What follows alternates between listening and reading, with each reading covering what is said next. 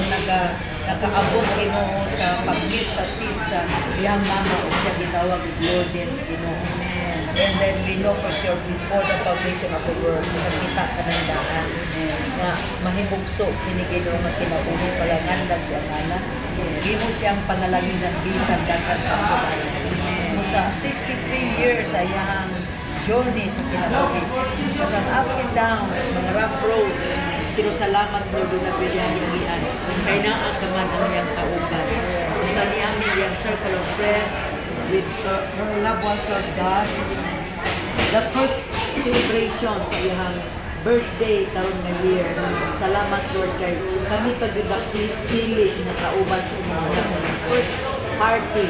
Kung among giampo Lord God na ang rest of the proper time sa celebration sa tibok family, Glenn and friends, pray ng panalangin.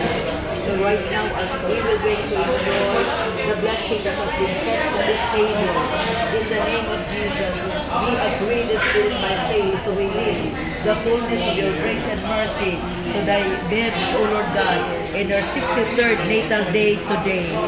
So right now, dear God, no works of the devil could cancel, but granting every dream of our heart, blessing every work of our hands, blessing our loved ones, our kids, the family, her commitment and calling in the ministry.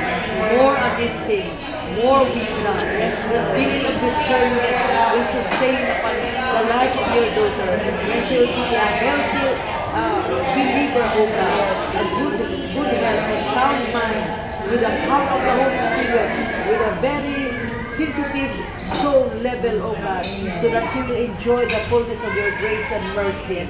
So right now, be with us in the name of Jesus.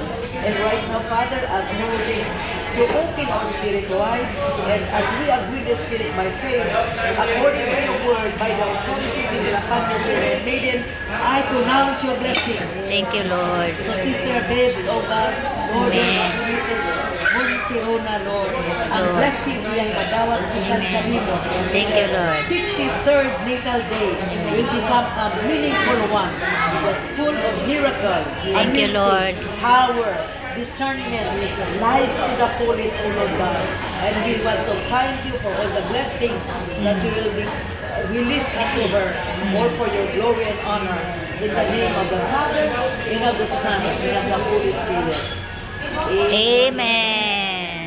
Birthday to you. Nagduwal na siya karon. More birthdays to come. Ang among Bible verse ay muha namong tanan.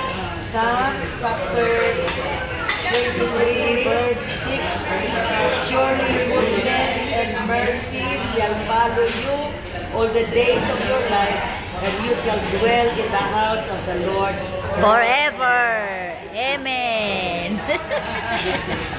at tuugod. Si mercy ug si goodness. Si goodness. Thank you for watching. Kagwapa, oy. Kagwapa, ana, oh. Kagwapa, ana, oy.